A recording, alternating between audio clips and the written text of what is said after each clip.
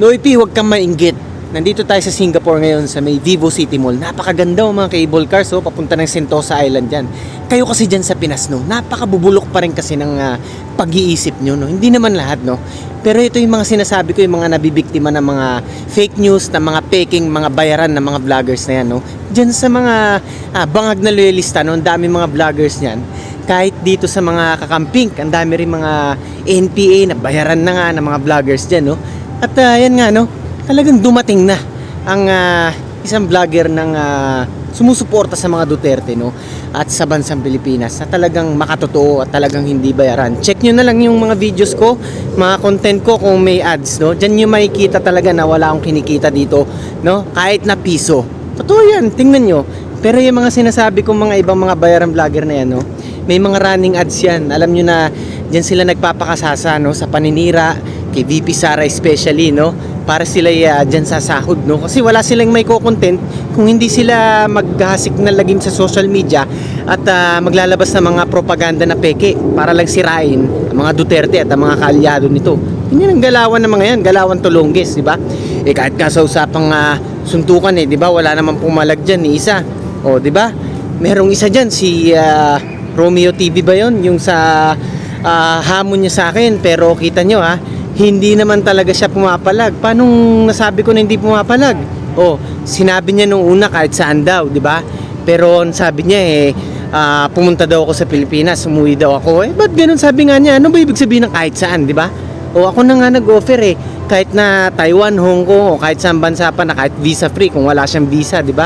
Napakadali nun. Magkano lang ang plane ticket sa Google Flights ngayon, di ba? Wala kang may dadaylan, Romeo TV. Hindi mo ako mauuto. Hindi nyo ako mauuto ni Alfred Mark Guzman na akong uuwi dyan. Ano yun? Magpapapasok ako sa Oblo ng di oras kahit wala akong ginagawa. Alam niyo namang there's so much injustice happening around dyan sa Pinas ngayon, di ba? Dahil sa bulok na bangag na administrasyong inutil, di ba? Ang dami-daming nakukulong ngayon na napakadali lang basta makikita nila na lumalaban para sa katotohanan, no? Mga oposisyon, ganyan ang ginagawa nila, kinakasuhan, kinukulong, nilalabasan ng warrant, di ba? Hindi naman tayo pwedeng niligtas tayo ng Panginoon ilang beses na sa buhay natin to at Panginoon mismo nagpaalis sa akin dyan sa Pinas. Gumawa ng rason, ibig ko sabihin, para mapalayo ako sa pamilya ko, ultimo sa 7 years old kong anak na hindi ko nakikita lumaki mula pa nun. Dahil sa pagmamahal ko sa bayan ko, pakikipaglabang ko mag-isa sa droga dun sa lugar ko sa Makati. Kaya wala kayong matitira sa akin. Talagang kahit saan nyo hubaran ako, talagang wala kayong makikita na kamalian ko na, kumbaga yung para maging taksil sa bayan at talagang hindi maging totoo ang sinasabi ko na makabayan. Talagang itong hurihilan nila makabayan, ha? Ano yun? Gusto nyo magpapakulong ako dyan? Ano yun? Diba? Di pa pwede sa tigasing Noipi yan, diba? Meron bang babae sa Oblo, di ba? Mas malibog pa to sa malibog di ba?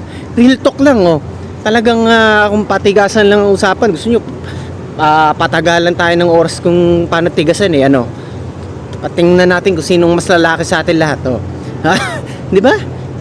Anong sukutan gusto niyo? Yung isa nga diyan iniwan ng asawa yung isang vlogger di ba? Yayabang-yabang pero ano naman, Haring Becky naman.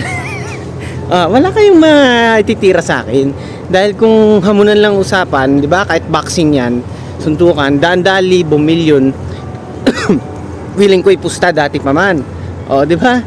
Kaya itong mga Noipi, gusto ko lang talaga kayong sabihan, na huwag kayong makikinig dyan, dito kayo sa talagang totoo, no?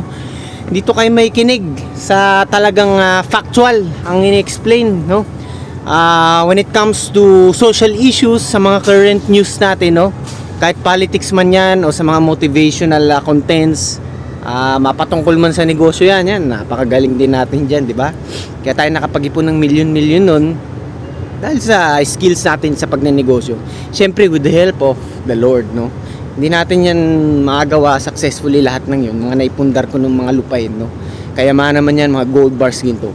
Kung hindi dahil sa Panginoon, bakit ko hindi sasabihin to? Karapat-dapat lang talaga ipagyabang yan to glorify God, no? Kaya yan mga Noipi, sana lang talaga stay informed at talagang wag nga kayo makinig dyan sa mga loyalist na mga vlogger na mga bayaran na yan, kahit sa mga kakamping pa. Dahil sa panahon ngayon, hindi na tayo dapat maging patras. Kailangan ang takbo natin ngayon, alam natin na talagang patungo dapat tayo sa pakikipaghabulan sa mga neighboring countries natin para umangat naman tayo, no? Imagine niyo Singapore na nga lang, 'di ba? Ang lagi kong sinasabi na sana makaabot man tayo sa level ng Singapore man lang, 'di ba? Nothing is impossible with the help of God. Yan ang masasabi ko sa inyo. Explain nyo na lahat, kunin nyo na lahat ng mga galing na analyst, mga scientists, di ba? Mga politiko, commentators dyan. Pero kapag ang Panginoon kumilos at tumulong, walang imposible. Lalo pa kung magiging makabayan kayo, di ba? Yan nga lagi kong ina-advise at pinapaalala sa inyo di ba? Na lagi kayong maging makabayan nang sa ganun ang Pilipinas maging Singapore one day. So hanggang sa muli, ang inyong pinakasiga sa mga siga, Tigasing Noy P.